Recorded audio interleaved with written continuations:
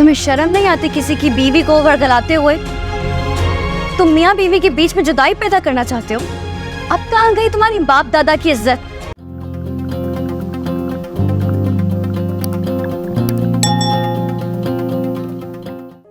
न जाने किसकी नजर खा गई मेरे बच्चे को। ये सब कुछ कोमल की बेवफाई की वजह से हुआ।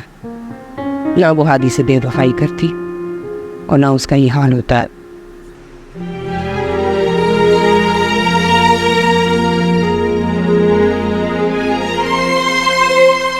अच्छा, तो ये सब मेरी बेवफाई का असर है। बाप दादा जो कब के चले, उनकी इज्जत के लिए हादी ने जो मुझे हार दिया, खुद को सबके सामने अच्छा साबित कर दिया और मुझे आवारा, और सबके बावजूद है बेवफा। बेवफा तो आप लोग हैं। आप लोगों ने मुझसे मेरा ये घर छीना, मुझसे मेरी खुशियां छीनी, मेरा बचपना छीना। मुझे तो पता ही नहीं था कि बेवफाई होती क्या है, लेकिन आप लोगों ने सिखा दिया। आपको पता है बाप दादा की रूह को किस बात पे तड़पना चाहिए? इस बात पे कि मैं उस लड़की के लिए कुछ नहीं कर पाऊंगी। और मैं करूं भी क्यों? जब आप सब लोग इतने मतलबी हो सकते हैं तो फिर मैं क्यों किसी की फिक्र करूं? आदम को भी पता था कि शैतान उन्हें वरफला रहा, लेकिन क्या हुआ जब आजमाइश हो? छूट गई जन्नत।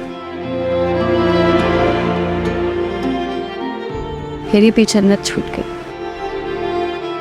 ऐसा न कहो मेरी जान। ताई, अब मैं वो कोमल नहीं रही जो एक बार गुनाह कर लेते हैं उनको दूसरी दफा गुनाह करते हुए शर्म नहीं आती।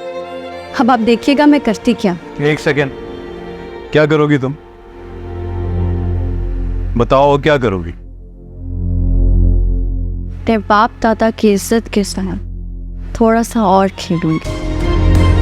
कुछ चीजें थी आप लोगों की मेरे पास, मेरे तो अब किसी काम की नहीं, इसलिए आप लोग ही रखिए। बेटा, ये तो हमने तुम्हें बहुत मोहब्बत से दुआओं के साथ दिए थे। अच्छा, अब कौन सी दुआ लगेगी ताई? मैं तो किसी की आह लेकर नई जिंदगी शुरू कर रही हूँ। जैसे लोगों को दुआएं नहीं लगती, अब कमाल करती है। इतनी समझदार हो के भी कैसी बातें कर रही हैं? जब जानती हो कि गलत कर रही हो तो फिर क्यों सब कर रही हो? गलती पर तो तुम भी थे ना आदि। तुमने सुधारी अपनी गलती। कोमल, अभी भी कुछ नहीं बदला। तुम्हें शर्म नहीं आती किसी की बीवी को वर्गलाते हुए? तुम मियाँ बीवी के बीच में जुदाई पैदा करना चाहते हो? अब कहाँ गई तुम्हारी बाप दादा की इज्जत? चलो बाप दादा की इज्जत को तो छोड़ो, कुछ खुदा का ही खौफ कर। तेरे भेजे हुए खत सारे संभाले मैंने, उस पहली मुलाकात से धोखा खाया।